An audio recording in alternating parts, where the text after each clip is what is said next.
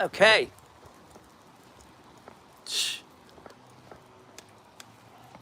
Let's try and... don't know how to do this. Like, what angle do we use? Let's have a look. So I'm just walking down the road. Let's try that. Let's see who's going to join us. That'll do. I'm just going to walk and see who joins us. So it's Louis. Hi, Stacey.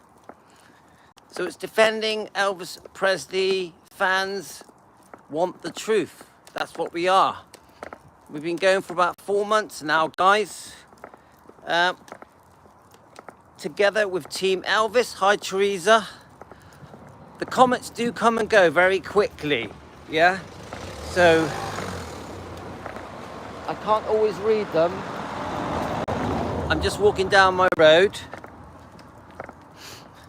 So we've had an interesting couple of days. So just for anyone new, we defend Elvis Presley. Now, the most common question I asked is, why do we defend Elvis Presley? That's myself and Team Elvis. Elvis fans. And the reason we defend Elvis is pretty simple.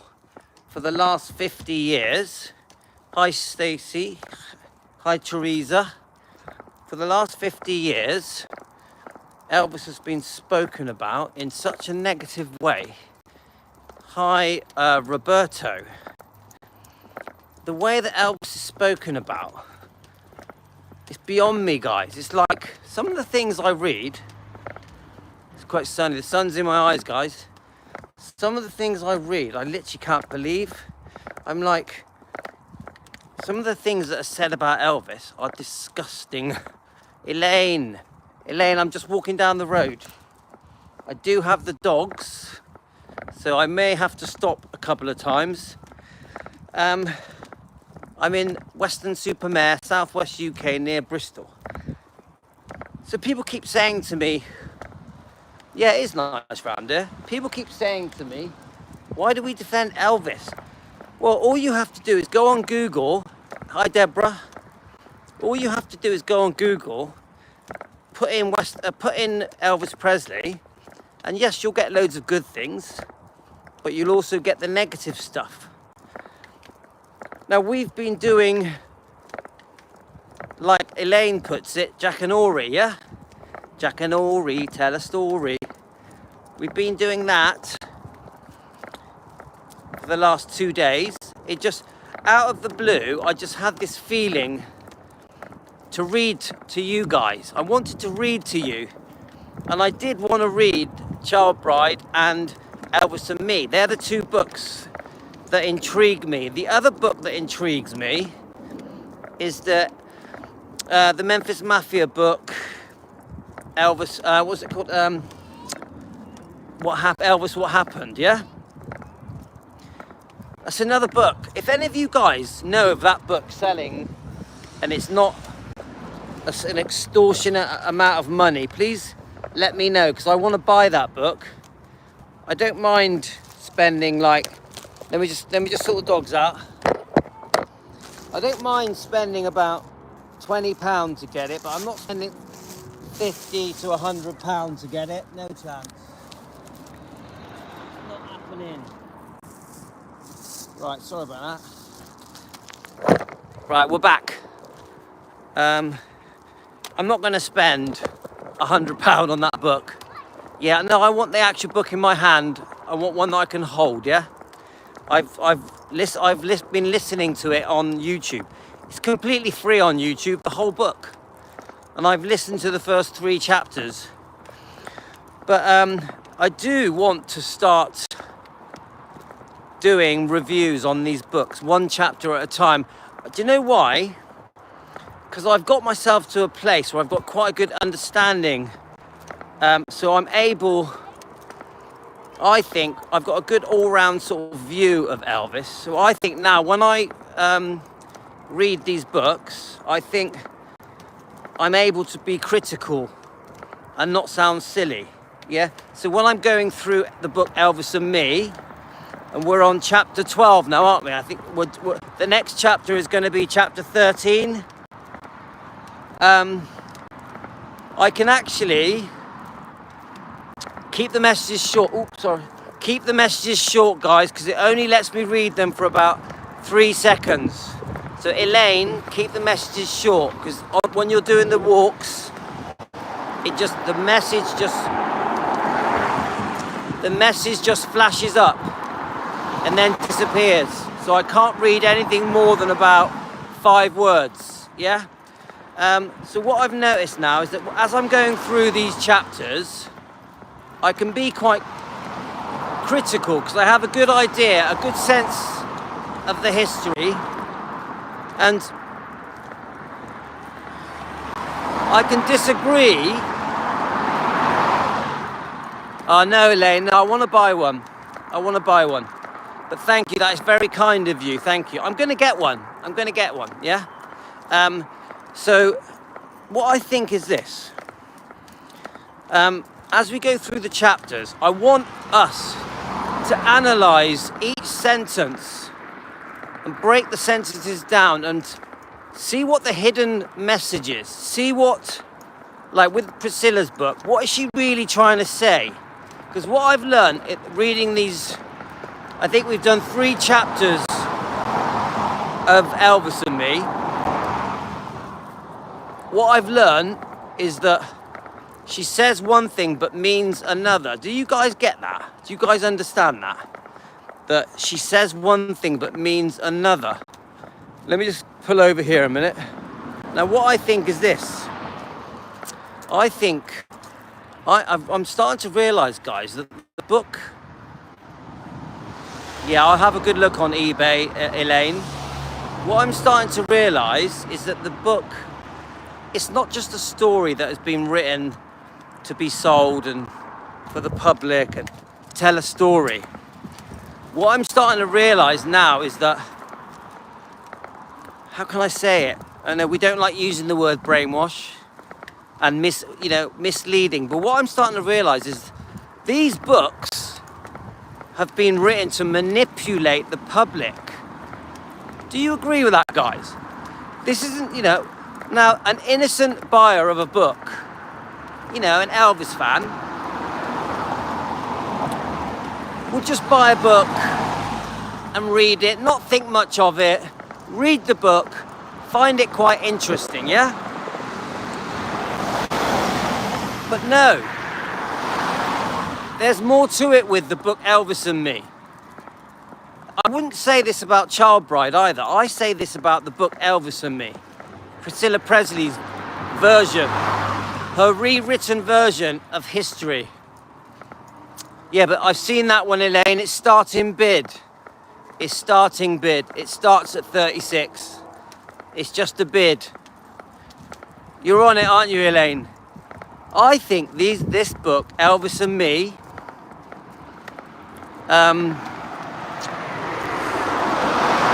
was written to manipulate the public, to manipulate the Elvis fans. I really do now. And when I went through the different chapters, and we're up to chapter 13, I could see a game was being played. If I say this, people will think this. If I say that, people will think that. If I say I was 16, people will think, oh, Elvis took advantage of me. I was only 16, he was 26, whatever it was. So there's lots of little things being dropped into the mix.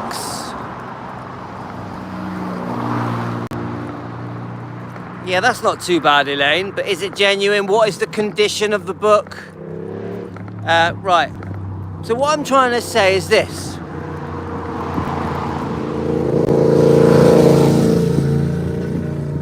It's noisy. It's too noisy, that's what I'm trying to say. Anyway, let's get back to it. I think the book is very sly, quite devious, quite cunning. Very much like the person that wrote it. So I am now, when I'm reading these books, when I'm reading these books, guys, I'm starting to think, oh, we have to disagree with what is being said. We have to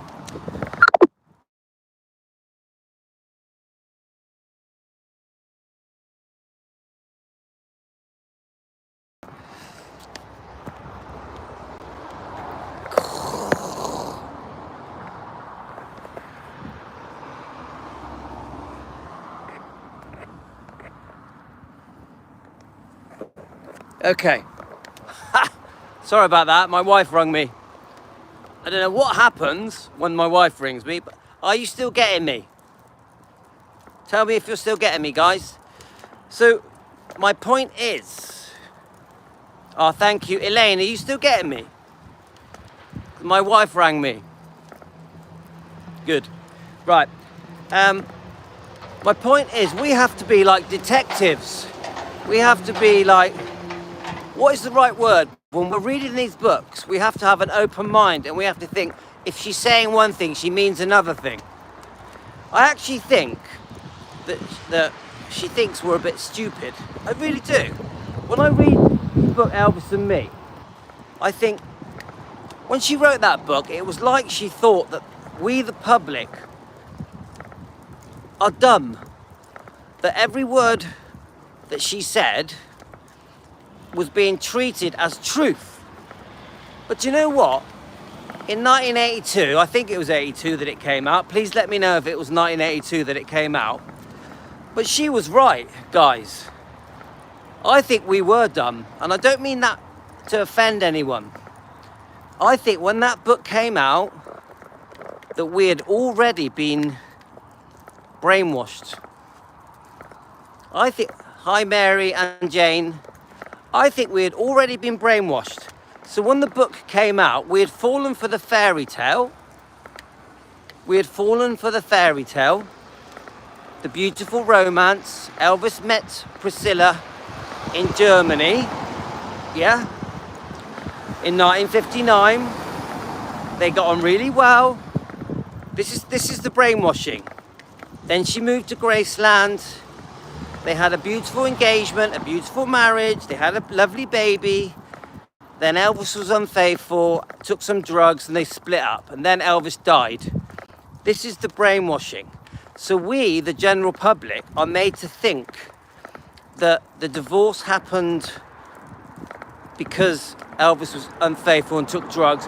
Many of the public, now this will surprise you guys, many of the public don't even think that they had a divorce. Do you understand that, guys? Many of the public don't even think they had a divorce. Many of the public think that Elvis and Priscilla were still married when Elvis died. I repeat, many of the public think that Elvis and Priscilla were still married when Elvis died. Now, how mad is that? That Priscilla was the poor widow. Can you think about it, guys? The general public that don't really do their research, that don't care enough to look it up, think that Priscilla and Elvis were still married when he died, and that Priscilla is a heartbroken widow. This is why when you watch the interviewers, actually I'll go a step further. Many of the interviewers, famous interviewers over the last 40 years have interviewed Priscilla as if they were still married. You imagine that, guys? This is how successful the book Elvis and Me has been. That the general public, the interviewers, the famous interviewers around the world are still interviewing Priscilla as if they were still married. And as if Priscilla was his widow. Crazy. That's how well the book has manipulated us, the public. Now we know different. We are Elvis fans. We love Elvis. We know that Priscilla has done a lot of wrong to Elvis. Yes, the rewriting of history. We know the truth, don't we, guys? We know that Priscilla has been cunning, very smart, very greedy, and very cruel. Now, I say this in a respectful way. I'm not trying to create hate. I am not a Hate Priscilla channel, but I'm starting to see things in a different light now, guys. I'm like, the reason the interviewers are asking all these questions, they're speaking to Priscilla as if she is his widow, is because they believe it. I think even the interviewers, seriously, guys, even the interviewers are talking to Priscilla as if she was his widow, when we know she wasn't. You think about it. The Piers Morgan, you think about it, guys. The Piers Morgan interview, yeah, he spoke to Priscilla as if she was his widow. Didn't he? You remember, did many of you watch that interview? We've reviewed it a few times. I'm going to review it again. But he spoke to her as if Elvis died, she was left alone, the widow. Poor Priscilla had to pick up the pieces, save Graceland. It was her idea to open the Living Museum. And fair play to Priscilla, she has made a massive success of the Living Museum. This is so far from the truth, guys. This is why we are called Defending Elvis Presley. This is why we need Team Elvis. Because people actually believe that she saved Graceland. People actually believe that it was her idea to open Graceland as a living museum. People believe it, guys. Doesn't that just drive you mad that people believe that? When we here on Defending Elvis Presley, when we here at Defending Elvis Presley, we have proved that it was not Priscilla's idea to open Graceland as a living museum. We did an interview the other day, a video, a live stream the other day about Todd Slaughter, the guy who was one of the last people to ever meet Elvis, the guy from the British, the Great Britain Elvis Presley fan club, the president, a very successful guy. Still going strong today, by the way, and he has a great YouTube channel called Todd Slaughter's Tales of the Unexpected. And there's some brilliant footage on YouTube showing Todd Slaughter getting interviewed on TV by many different TV channels. Also with Colin Paul, the singer, the Elvis entertainer, who has some brilliant interviews with Todd Slaughter, asking great questions. But this is my point, guys.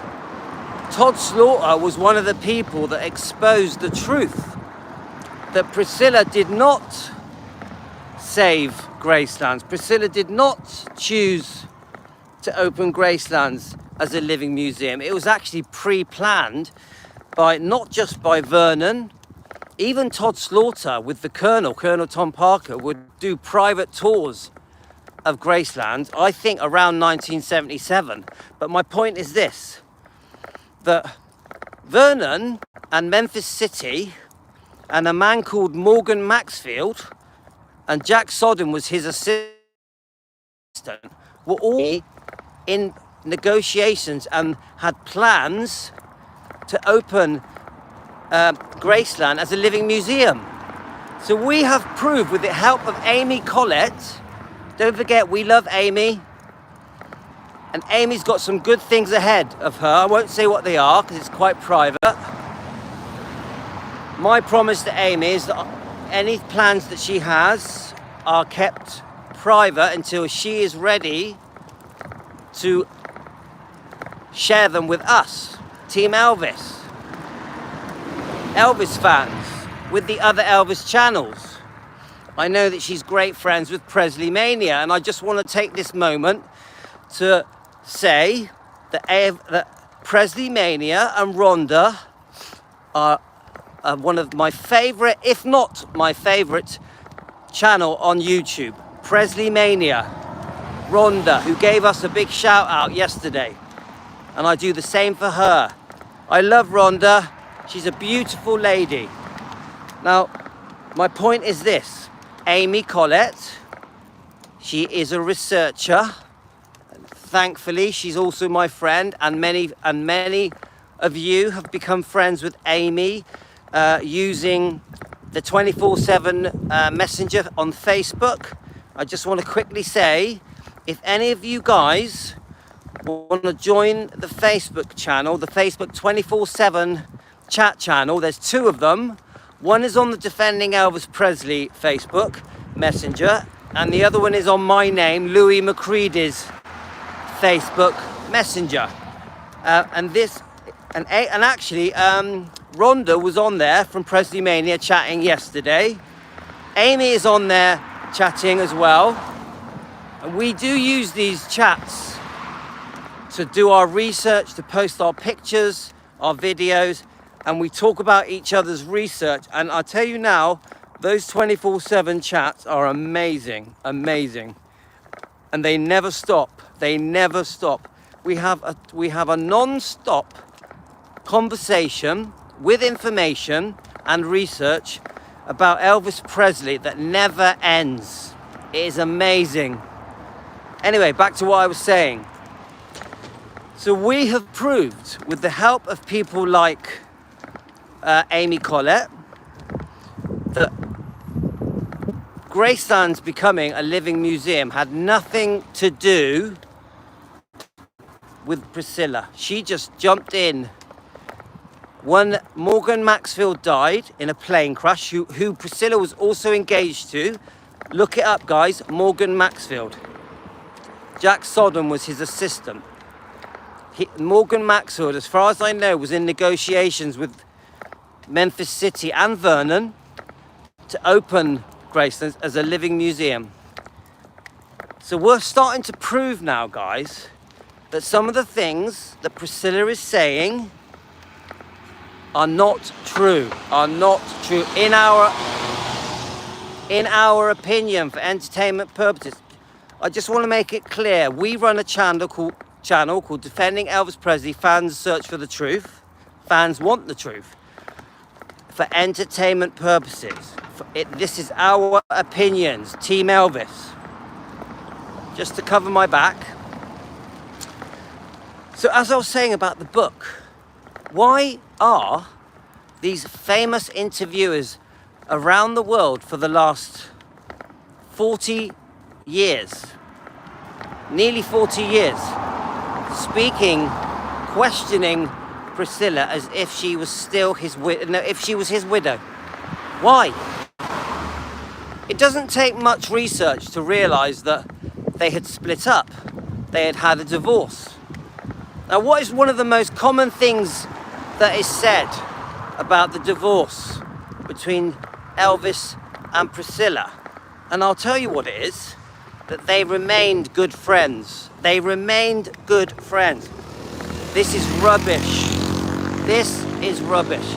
How could they have stayed good friends when Priscilla had to accuse Elvis of fraud, call him a liar to a judge, so that he would allow her to go back for a second divorce settlement? This is the truth, guys. We've proved it with a divorce deposition that Amy Collett gave us. We've also got the details of the second divorce settlement, which are horrific. As far as I know, it was $1.5 million for the second divorce. Also, $6,000 a month spousal payments. She wanted a percentage, maybe as high as 10% of Elvis's royalties. Now, Elvis couldn't afford to pay this. Elvis could not afford this second divorce settlement. So the attorneys insisted on a deed of trust be created so that a lien can be put on Graceland, Elvis's home, Vernon's home. almost making her part owner of Graceland in legal terms. And the reason this was placed on the home, the lien, the charge, was to guarantee that Priscilla got her money. And a lot of this was happening in 1977 as well, not long before Elvis died. So you imagine the stress that Elvis was going through in 1977. You imagine he's got the tell-all book from the Memphis Mafia that has been released by Red West, Dave Hebler, Sonny West, Elvis, What Happened. You've got Priscilla demanding more money with her attorneys for this second divorce settlement that she did not deserve, that she promised that she would not do. Remember, she had given up the name Presley.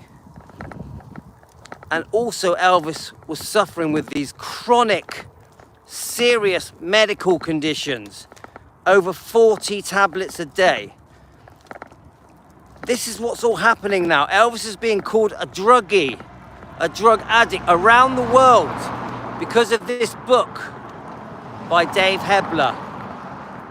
Could you imagine how Elvis felt in that last year of his life, 1977? And a massive part of the hurt that was being created was by Priscilla Bulow, who was soon going to take the name Presley back, which is another thing that us Elvis fans are very unhappy with. But then you've got the 3 Memphis Mafia members that, in my view, seriously betrayed Elvis and released that book for revenge purposes, in my view. Now, I know that the Memphis Mafia were also close and good friends for a while with Elvis, for many years, in fact, especially Sonny and Red. Not so much Dave. Dave didn't know Elvis for that long. But my point is this. Elvis is trying to deal with this stress whilst being chronically sick. Close to death, some would say. But then we go back to the book Elvis and Me. 7 years after Elvis died, Priscilla says she's going to set the record straight. She's going to set the record straight. She's going to release a book that is putting everything right. The true account of what really happened. This is said in an interview, in more than one interview, I think 3 or 4, that she has decided after all these years, I'm on about in the early 80s now, yeah? That she's going to release a book that tells the public the truth. And she then has the power, is it with Sandra Harmon, is that the co-writer? To write a story that is supposedly truth about Elvis's life, about everything that happened between her and Elvis from around 1959, even some of her childhood before 1959, and tell the world the truth. And the public bought into it and believed it. The public actually believe that everything that was in the book, Elvis and Me, was truth. Now, how dumb are we? How dumb are we that we fell for it? Because I'll tell you what, guys, I fell for it. How many of you fell for it in the 70s and 80s? Believed every word that was said in the book Elvis and Me? How many of you, seriously, own it up, guys? How many of you fell for it, were brainwashed, were fooled, were misled? And the reason we all fell for it is because we had no reason not to, because the information wasn't out there.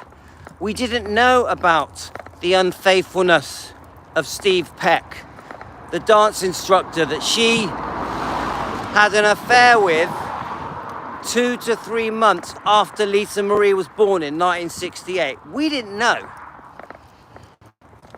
We didn't know about how severe and cruel the relationship she had with Mike Stone, the karate instructor, the karate champion. We didn't know how the details of that. We were fooled into believing that it was all Elvis's fault. Oh, it's Elvis's fault because of the way he treated her. He groomed her. He controlled her.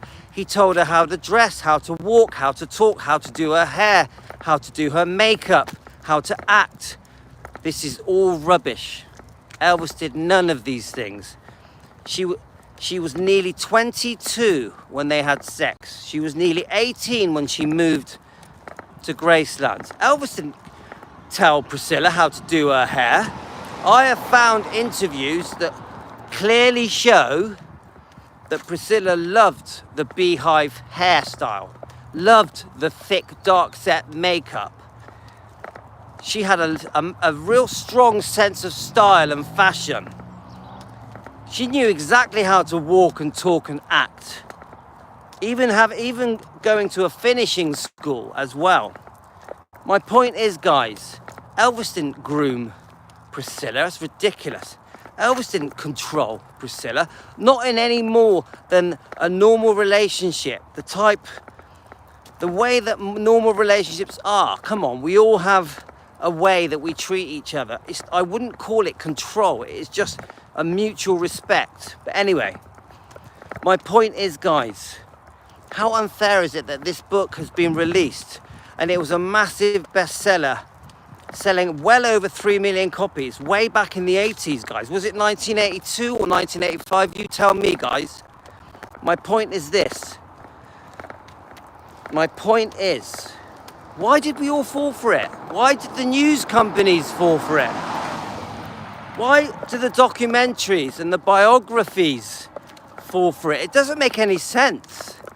It's only really in the last, I would say, 10 years that people have been properly disagreeing with this book and realizing that many of the things in the book Elvis and Me are just not true. We're starting to understand that we have been manipulated to believe a pack of lies, guys, a pack of lies. And even to this day, you have thousands and thousands, maybe even tens of thousands of Priscilla fans, and I've got nothing against Priscilla fans, because they are Elvis fans, who have completely fallen for the Elvis and Me book and believe every word of it. Every word. And if you tell them that she was the reason the marriage broke up, they become very defensive. They don't want to hear it. I've been told off by many people for defending Elvis Presley against the wrongdoing that Priscilla did. I would say every day I am told off by someone for defending Elvis. And most of the time it'll be something that Priscilla did.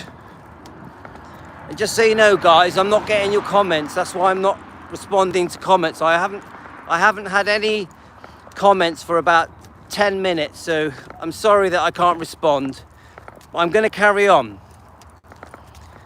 Now, when you watch Piers Morgan and the way that he questioned Priscilla, it doesn't add up, guys. He's talking to her like she was his widow. He doesn't mention any unfaithfulness. He talks to her as if she was the reason Graceland was saved and opened as a museum. He talks about her as if she has saved his legacy and protected his image and reputation for the last 47 years.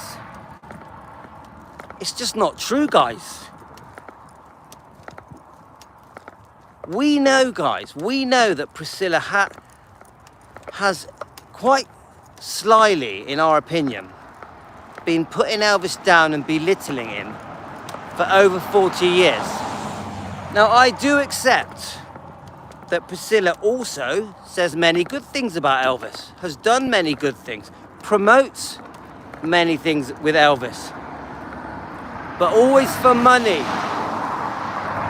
Always for money. Whenever I hear Priscilla say a good thing about Elvis or promote anything to do with Elvis, there's money involved.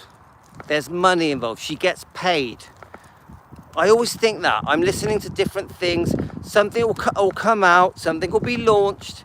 It could be an auction. It could be a concert. It could be a book.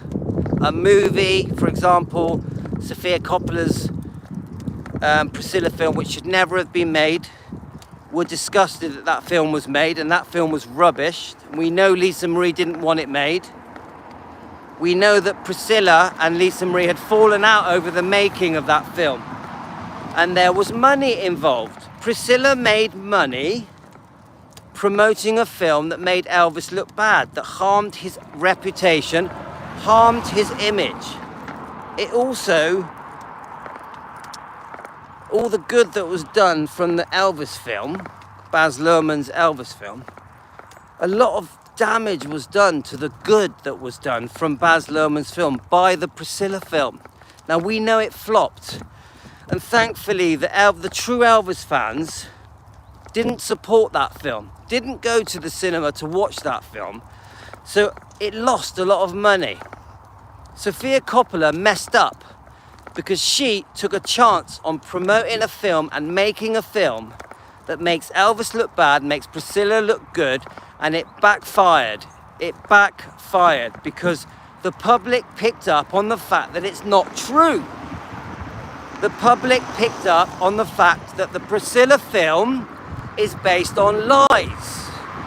The Priscilla film, in our opinion, for entertainment purposes, is based on the book Elvis and Me, which is a lie.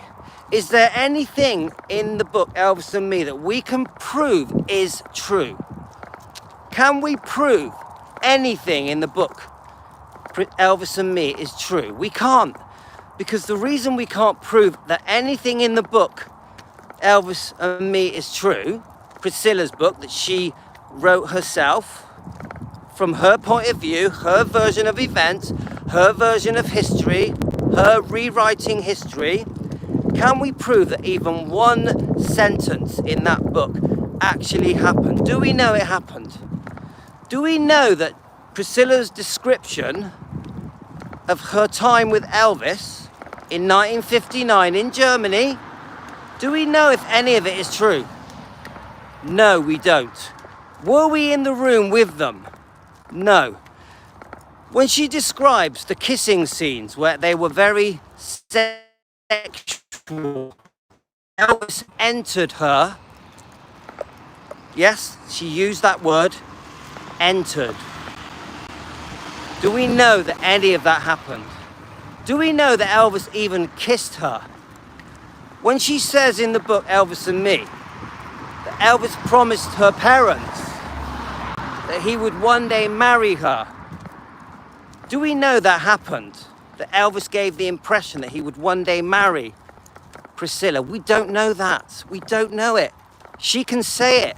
This is the problem with the Elvis and Me book. She can say whatever she wants and no one can disagree. No one can prove any different. And the funny thing is, the crazy thing is, that the interviewers for the last 35, 40 years are questioning Priscilla based on the things said in that book. Doesn't that drive you mad? Why have all these people, these massive corporations, these big companies like Netflix and Prime and Sky News, NBC News, why are they questioning Priscilla on that book as if that book is actual history when it was only written by one person? Why? How has she got away with it, guys? And we know that we need a book to be written that is truthful, that says the truth, says what really happened, the truth about the unfaithfulness, the truth about the divorce settlements, the two different divorce settlements, how Priscilla had to accuse Elvis of fraud and lying to get a second divorce settlement, how Priscilla nearly drove Elvis to bankruptcy, he nearly lost his home, how she was unfaithful twice before they divorced, how then she went on to take back the Presley name that she had given up on the first divorce settlement. We need to expose all these things. Why did Piers Morgan not mention them in his interview? It just doesn't make any sense. Piers Morgan, who is a credible interviewer, who really knows his stuff, who normally does a lot of research, didn't ask all the main questions that you should ask. Why was he so soft on her? Some of you say to me it's because of Scientology. That's another whole story in itself. That you guys are so upset that at 12 years old, Lisa Marie was dropped off at Scientology, and it is said that she said to Scientology, deal with her. It frustrates the Elvis fans that are also Lisa Marie fans. It frustrates them because we think the way Lisa Marie was treated was disgusting. And I will never understand, unless I speak to Piers Morgan myself, why he was so soft on her. Some of you have insinuated that they may have had an affair once. I know that sounds ridiculous, but what else makes sense? Why was he so softly with her? Piers Morgan, if you ever watch my live streams, why were you so soft on Priscilla? Why? Why didn't you ask her about the unfaithfulness, the wrongdoing with the money, the truth about Graceland, the living museum, the way she had treated Riley Keough once her mother had died, the lawsuit? It just doesn't add up. She literally, in my opinion, for entertainment purposes, has got away with murder. And some of you will even comment on that based on the DNR with Lisa Marie Presley. And that's another story. Many of you feel that life support was turned off and that things could have been different. I haven't done my research on that, but that's another live stream. Anyway, I could go on and on. I think I'm going to end things now. But I just want to say, I really feel like we've all been ripped off. And the only way we can set things straight again, put things right, is channels like this. Defending Elvis Presley. Let me just get through here. Defending Elvis Presley. Fans want the truth. Presley mania. Rhonda. This is how we are going to get to the truth, guys. If we come together, lots of Elvis channels, and the basis of our channels are to defend Elvis Presley, to do our research, to break down the facts, to find the videos, the interviews, the documents. Right, I'm not going that way. I'm going to turn around. Oh, let's go over here. The documents. Ooh. To find the documents and prove that we are not stupid, that we are not idiots. This is what we have to do. This is why I'm reading the book Elvis and Me and breaking it down chapter by chapter, sentence by sentence, and trying to show you guys something's not right. Something is not right. When we're reading these sentences, it doesn't add up. It doesn't make sense. So then we read the book Child Bride. That one seems to make more sense when we're talking about 1959, 1960. It makes more sense. Something isn't right. So together, guys, with Team Elvis, we're going to keep digging and we're going to get to the truth. It's going to take a while. It's going to take a while, but we want to get noticed. We want to get noticed by people like Piers Morgan. We even want to interview Priscilla and ask these critical questions. Now, I don't hate Priscilla. We want her to apologize. We want her to admit her wrongdoing. We know Elvis was no angel. We know Elvis was also unfaithful. We understand there's another side to things. But Priscilla has admitted nothing. Except she only mentions briefly that she had a brief affair with Mark. This is in 1968 in the book Elvis and Me. It's just a very short admission of wrongdoing. If you watch Priscilla get interviewed, she never admits wrongdoing. Now, when she is being questioned by the different interviewers, And sometimes they ask some quite horrible things. Did he control you? Did he groom you? Did you feel like you were living in a prison?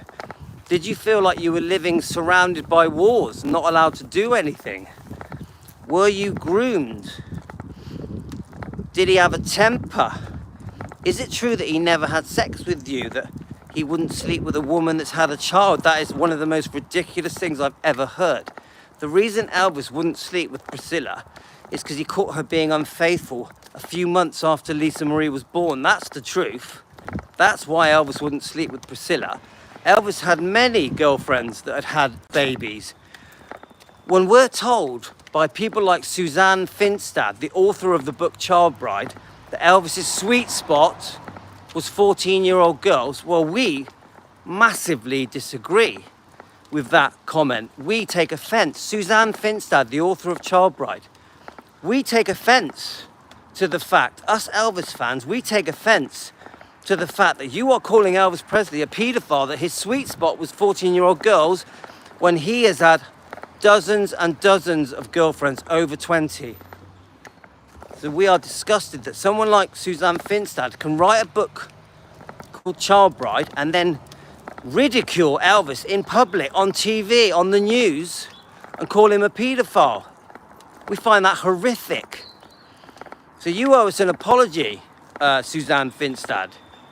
And I say the same to Priscilla. You owe us an apology. You owe the fans an apology. You need to fess up. That's how we say it in the UK. You need to fess up to the wrongdoing that you have done to Elvis Presley for the last 40 odd years. And then maybe, if you admit some wrongdoing, we can forgive you. Maybe. Now, we know that Elvis also made mistakes. We're not blaming you for everything. That's just ridiculous. But we want you to own up, because you've only owned up to two things. You owned up to Mike Stone, you owned up to Steve Peck. Nothing else. You never talk about the second divorce settlement, ever. In fact, you never talk about any of the divorce settlements. We want you to talk about the divorce settlements. You never talk about the potential lawsuit that may have happened if Lisa Marie would have lived, about the film Priscilla, Sofia Coppola's film. You don't talk about the fact that you put Lisa Marie Presley at the age of 12 into Scientology. You don't mention it. You don't mention the fact that after she died, the fans don't understand that you don't seem to be grieving. You've been spending, how can I say it, since Lisa Marie died, you've been going around the world trying to make money to further your career, personal appearances to make more money, charging $200 per signature, and your daughter is dead, your grandchild is dead, and you parade yourself like a 20-year-old trying to make money where you should be grieving over Lisa Marie, who we all love, by the way. The Elvis fans love Lisa Marie deeply. Deeply. We grew up with Lisa Marie. We grew up with her. We watched her go from a small child to a fully grown adult and have her own family. We went through her marriages with her, all of them. And she's passed away, and you're trying, and one of the first things you did was insist that you wanted to be buried next to Elvis, not next to your daughter. Next to Elvis, who you betrayed. You demanded all his money. And you were part of the reason that he lost his life. The stress that you caused on the second divorce settlement. None of it makes sense, Priscilla. None of it makes sense. Now, I'm not being hateful. I'm not trying to stir up hate for Priscilla. I just want to maybe have a meeting with Priscilla, so we can discuss all these points that have infuriated the fans around the world for the last 40 years, so we can just have an honest discussion where you admit your wrongdoing, and then maybe we can find some kind of middle ground for forgiveness. This is what my intention is. to get you to come to the table and admit your wrongdoing so we can clear Elvis Presley's name, so we can defend Elvis. Fans want the truth. That's what we want. We want the truth, and we will keep digging for the truth until the day we die, till our last breath. Elvis defenders, that's what we are. Team Elvis, working together every day, 7 days a week, doing our research, digging for the truth, hoping for the truth. This is where we are. And we won't do it in anger, and we won't be cruel, we won't swear, we won't call people names, we will just get to the truth. Elvis Presley, we want to defend him. Defending Elvis Presley. Fans want the truth. That's it, guys. I'm gonna have to go. I've got a family house party, so I don't think I'll be back on tonight. I'm sending you all love. I'm sorry that I couldn't see any of your comments. They stopped working, but I hope you've enjoyed this live stream. I've enjoyed a nice walk with you and the dogs. So see you guys. You take care. Love you all.